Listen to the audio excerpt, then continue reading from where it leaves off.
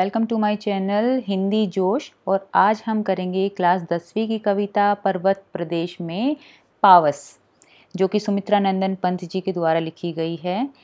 कहते हैं कि सुमित्रा नंदन पंत जी जो है छायावाद के कवि थे और इस कविता के द्वारा उन्होंने हमें बताया है कि जो पर्वतों का जो क्षेत्र होता है वहाँ वर्षा ऋतु के समय पावस होता है। वर्षा ऋतु वर्षा ऋतु के समय जो है प्रकृति में क्या क्या बदलाव आते हैं। कहते हैं पहाड़ों का क्षेत्र वैसे तो सुंदर होता ही है, लेकिन वर्षा ऋतु में उसका जो सुंदरता है उसकी वो और भी ज़्यादा बढ़ जाती है। तो चलिए हम देखते हैं कवि की नज़रों से कि वर्षा ऋतु में जो पहाड़ों का जो क्षेत्र है वो कैसा लगता है। तो आज हम शुरू करने वाले हैं पर्वत प्रदेश में पावस। पावस का अर्थ होता है बच्चों वर्षा ऋतु और पर्वत प्रदेश का अर्थ होता है पहाड़ों का क्षेत्र, पहाड़ी क्षेत्र। कवि कहते हैं पावस ऋतु थी पर्वत प्रदेश, पल पल परिवर्तित प्रकृति वेश। कि पावस ऋतु थी पर्वतों के क्षेत्र में, पावस ऋतु वर्षा ऋतु का आगमन जो है हो चुका है और पल पल परिवर्तित प्रकृति वेश। और जो प्रकृति है वो पल पल कैसे अपना वेश जो है, अपना रूप जो है बदल रही है। कभी ऐसा लगता है कि जैसे बहुत सुहाना मौसम है, धूप खिली हुई है, और कुछ समय बाद लगता है कि जैसे बादलों ने घाटी को चारों तरफ से घेर लिया है, कोहरा छा जाता है, सब अदृश्य हो जाता है। कभी तेज बारिश शुरू हो जाती है। तो जो प्रकृति है वो पल पल अपना रूप जो है बदल रही है। मेखलाकार पर्वत अपार, अपने सहस्र दृग सुमन फाड़। अवलोक रहा है बार बार, नीचे जल में निज महाकार। जिसके चरणों में पलाताल, दर्पण सा फैला है विशाल। मेखलाकार का शब्द अर्थ होता है गोल आकार का या करघनी के आकार का। अपार का अर्थ होता है असंख्य, दूर दूर तक फैला हुआ, विस्तृत रूप में। जो बहुत दूर दूर तक फैलाव होता है किसी चीज़ का, दूर तक फैला होता है, वो होता है अपार। अपने सहस्र, सहस्र का अर्थ होता है बच्चों हजारों। दृग का अर्थ होता है आंखें और सुमन का अर्थ होता है पुष्प यानी कि फूल। अवलोक का अर्थ होता है देखना और निज का मतलब होता है अपना। महाकार का अर्थ होता है महान आकार। तो इस पद में कवि बता रहे हैं कि जो पर्वत हैं उनके बारे में बता रहे हैं कि पर्वतों का रूप किस प्रकार का दिखाई देता है। मेखलाकार पर्वत अपार, कि जो पर्वत हैं वो मेखलाकार रूप में, मतलब करघनी के रूप में, गोल आकार में दूर दूर तक फैले हुए हैं। करघनी होता है एक प्रकार का आभूषण जिसको कि महिलाएं अपनी कमर पे बांधती हैं। तो जिस प्रकार वो करघनी जो है महिला की कमर को चारों तरफ से घेर लेती है, उसी प्रकार जो पर्वत हैं उन्होंने जो घाटी है उसको चारों तरफ से घेर लिया है। कवि का अर्थ यहाँ पे बच्चों ये बताना है कि जो पर्वत हैं वो कितनी दूर दूर तक विस्तृत रूप में फैले हुए हैं और उन्होंने घाटी को चारों तरफ से घेर रखा है। इसीलिए कवि ने यहाँ पर मेखलाकार शब्द का प्रयोग किया है। अपने सहस्र, सहस्र का अर्थ होता है हजारों। पुष्प रूपी आंखें, दृग का अर्थ होता है आंखें और सुमन का अर्थ होता है पुष्प।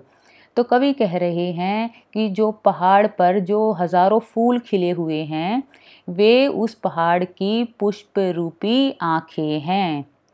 पहाड़ जो है उस पे खिले हुए फूल जो हैं वो उस पहाड़ की आंखों के रूप में दर्शाए गए हैं। अवलोक रहा है बार बार, कि उन पुष्प रूपी आंखों से उनको फाड़ फाड़ कर वो अवलोक मतलब देख रहा है बार बार। नीचे जल में निज महाकार, जो पहाड़ के नीचे जो तल में जो जल है उसमें अपना निज, निज मतलब अपना। महाकार का अर्थ होता है महान आकार, कि जो पर्वत है उसका महान जो आकार है उसको वो नीचे जो जल इकट्ठा हो गया है उसमें अपने महान आकार को अपनी पुष्प रूपी आँखों से उनको फाड़ फाड़ कर बार बार अपने आप को निहार रहा है, मतलब देख रहा है। जिसके चरणों में पला ताल, दर्पण सा फैला है विशाल।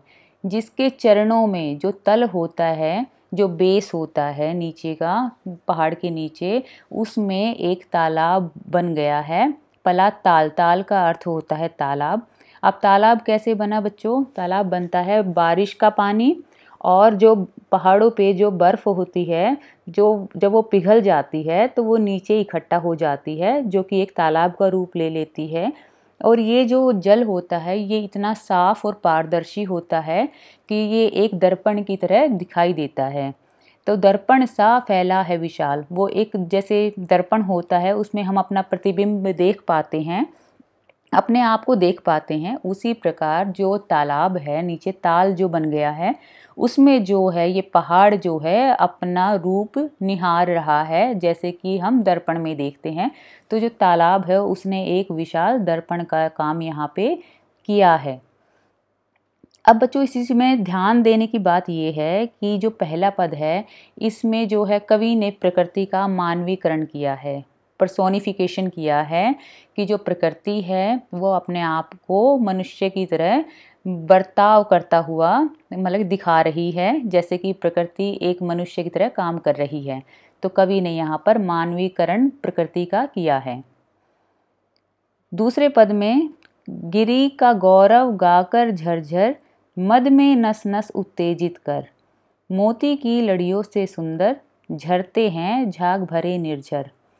तो यहाँ पर इस वाले पद में, दूसरे पद में कवि ने जो है झरनों का वर्णन किया है कि गिरी का गौरव गाकर झरझर, कि गिरी होता है पर्वत, जो बड़े बड़े पहाड़ होते हैं उनको गिरी कहा गया है। तो गिरी का गौरव, उनका गौरव गान, उनकी गौरव गाथा सुना रहे हैं। जो झरने हैं वो झरझर की जो आवाज़ होती है झरने की, वो ऐसा लग रहा है जैसे कि वो जो विशाल जो पर्वत हैं उनका गौरव गा रहे हैं, उनका गुणगान जो है झरने झरझर के आवाज़ के साथ कर रहे हैं।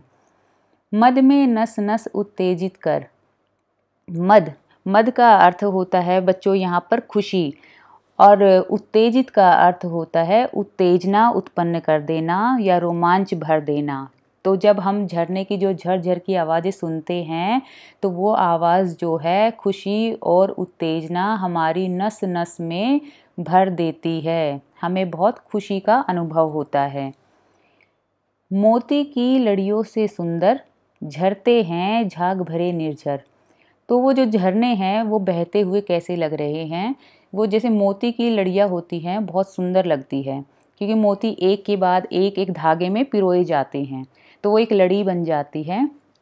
तो जैसे वो मोती एक लड़ी में सुंदर लगते हैं, सफ़ेद मोती लड़ी में डले हुए सुंदर लगते हैं, उसी प्रकार झरते, झरते मतलब गिरते हुए जो झरने हैं, जो ऊंचाई से गिर रहे हैं, उसमें जो है वो झाग जो है झरने का, वो जो झरने का झाग है वो गिरते हुए ऐसा लगता है जैसे मोती की सुंदर लड़ियाँ हों। तो यहाँ पर कवि ने जो है झरनों की सुंदरता का वर्णन किया है। अगले पद में कवि कह रहे हैं, गिरी के उर से उठ उठ कर, उच्च आकांक्षाओं से तरुवर, है झाँक रहे नीरव नभ पर, अनिमेष अटल कुछ चिंता पर। अब कवि कह रहे हैं कि गिरिवर के उर से उठ उठ कर, गिरिवर का अर्थ होता है जो ऊंचे जो पहाड़ हैं बच्चों, उसके गिरी, उनको गिरिवर कहा गया है। और उर होता है हृदय, कि कवि कह रहे हैं कि जो ऊंचे ऊंचे वृक्ष है वहाँ पर, जो पहाड़ों पर खड़े हुए हैं, वो ऐसा लग रहा है जैसे कि पहाड़ के हृदय से उठने वाली उच्च आकांक्षाएं हों। तरुवर का अर्थ होता है पेड़ और उच्च आकांक्षाएं होता है ऊंची आकांक्षाएं, कि उसके हृदय में उठने वाली ऊंची आकांक्षाओं के समान वो जो तरुवर हैं, जो वृक्ष हैं, वो लग रहे हैं। ऐसा लग रहा है कि जैसे कि वो कुछ सोच रहे हैं, उसके हृदय में उठने वाली उच्च आकांक्षाएं हैं। अब यहाँ पर भी कवि ने देखो मानवीकरण किया है कि जैसे मनुष्य के मन में, हृदय में ऊंची आकांक्षाएं बार बार उठती रहती हैं, उसी प्रकार कवि ने जो पर्वत हैं उसके हृदय पे जो वृक्ष उगे हुए हैं उनको ऊंची आकांक्षाओं के समान दर्शाया गया है। तो यहाँ पर भी कवि ने मानवीकरण किया है प्रकृति का। है झाँक रहे नीरव नभ पर। है झाँक रहे नीरव नभ पर मतलब जो नीरव का अर्थ होता है शांत या बिल्कुल मौन, और नभ होता है बच्चों आकाश। तो कवि कह रहे हैं कि वो जो ऊंचे ऊंचे जो पेड़ हैं वो ऐसा लग रहा है जैसे कि वो झाँक रहे हैं, जो शांत जो आकाश है उसकी तरफ झाँक रहे हैं, उसको देख रहे हैं। अनिमेष अटल कुछ चिंता पर। अनिमेष का अर्थ होता है एकटक, बिल्कुल बिना पलके झपकाए, और अटल का अर्थ होता है बिल्कुल स्थिर, बिना हिले डुले। कुछ चिंता पर, परंतु कुछ चिंता के साथ, चिंता में डूबे हुए। तो कवि कह रहे हैं जो वृक्ष हैं वो उस शांत जो आकाश की तरफ झाँक रहे हैं, बिल्कुल एकटक बिना हिले डुले, और उसकी तरफ निहार रहे हैं। ऐसा लग रहा है कि जैसे वो चिंता में डूबे हुए हैं, कि जैसे प्रकृति बार बार अपना रूप बदल रही है। तो पता नहीं अगले पल प्रकृति में कौन सा रूप अब बदलाव आएगा, क्या उसके साथ होगा। तो शायद इसी चिंता में जो वृक्ष हैं वो आकाश की तरफ जो है वो झाँक रहे हैं, देख रहे हैं एकदम मौन होकर। उड़ गया अचानक लो भूधर, फड़का अपार पारद के पर। उड़ गया मतलब एकदम अचानक से गायब हो जाना। अचानक लो भूधर, भूधर का अर्थ होता है पहाड़। फड़का अपार पारद के पर, कवि कहना चाह रहे हैं बच्चों इस वाले पद में कि अब जो है प्रकृति में अभी तो झरने भी दिख रहे थे, पहाड़ भी दिख रहा था, अब एकदम से अचानक जो है बादल छा गए हैं। अब वो सफ़ेद बादल जो है उन्होंने सब कुछ ढक लिया है अपने अंदर, वो नीचे की तरफ आ गए हैं। तो कवि इसका वर्णन इस प्रकार करते हैं, वो कहते हैं कि उड़ गया अचानक लो भूधर, कि जो पहाड़ है वो ऐसा लग रहा है जैसे अचानक उड़ गया हो। फड़का अपार पारद के पर, अपार मतलब अत्यधिक, पारद मतलब पारे के समान चमकीला जो होता है सफ़ेद एकदम, और पर होता है पंख। तो ऐसा लग रहा है कि जैसे कि वो जो पहाड़ है वो बहुत सफ़ेद चमकीले, पारे के समान सफ़ेद चमकीले पंख लगाकर अचानक कहीं उड़ गया है। अब देखो पहाड़ उड़ा तो कहीं नहीं है, लेकिन जो कोहरा जो बादल हैं वो काफ़ी नीचे आ गए हैं। तो कवि को ऐसा प्रतीत होता है कि जैसे कि वो पहाड़ जो है बादल रूपी वो सफ़ेद पंख लगाकर कहीं अचानक से उड़ गया है। रवशेष रह गए हैं निर्झर, है टूट पड़ा भू पर अंबर। अब देखो अभी तक तो बादल जो है नीचे आए थे, अब जो है बहुत ज़ोर से बारिश भी शुरू हो गई है वहाँ पर। तो क्या कवि को कैसा लग रहा है कि रव शेष रह गए हैं निर्झर, कि अब केवल शेष रह गई है आवाज़, किसकी, झरने की जो आवाज़ आ रही है अब सिर्फ वो ही सुनाई पड़ रही है, दिख कुछ नहीं रहा है कवि को, क्योंकि बादल जो है उन्होंने घाटी को चारों तरफ से घेर लिया है, नीचे आ गए हैं। तो केवल झरने की जो है आवाज़ उसको सुनाई दे रही है टूट पड़ा भू पर अंबर। और ऐसा लग रहा है कि जो बारिश की जो तेज़ आवाज़ जो आ रही है और जो झरने की आवाज़ आ रही है, नज़र कुछ नहीं आ रहा है। तो ऐसा लगता है कि जैसे टूट पड़ा भू पर अंबर, भू का अर्थ होता है पृथ्वी और अंबर का अर्थ होता है आसमान। तो कवि कह रहे हैं कि जो आवाज़ आ रही है, ज़ोर ज़ोर से वो आवाज़ हो रही है, तो ऐसा लगता है कि जैसे कि आसमान ने, अंबर ने धरती पर आक्रमण कर दिया हो। धस गए धरा में सब है शाल, उठ रहा धुआं जल गया ताल। अब कवि कह रहे हैं कि ऐसा लग रहा है कि जो धरा है, धरा का अर्थ होता है बच्चों पृथ्वी, और सभय शाल का अर्थ होता है जो शाल के जो वृक्ष होते हैं वो भय के साथ जैसे धरती में धस गए हों। जो बड़े बड़े वृक्ष अभी तक सामने नज़र आ रहे थे वो घने कोहरे के कारण और वर्षा के कारण ऐसा लग रहा है कि जैसे वो डर के मारे, क्योंकि जो शोर हो रहा है ऐसा लगता है जैसे कि आसमान ने धरती पर आक्रमण कर दिया हो, और जो शाल के जो वृक्ष हैं वो डर के मारे भय के साथ वो धरती में समा गए हों। उठ रहा धुआं जल गया ताल। ताल का अर्थ होता है तालाब।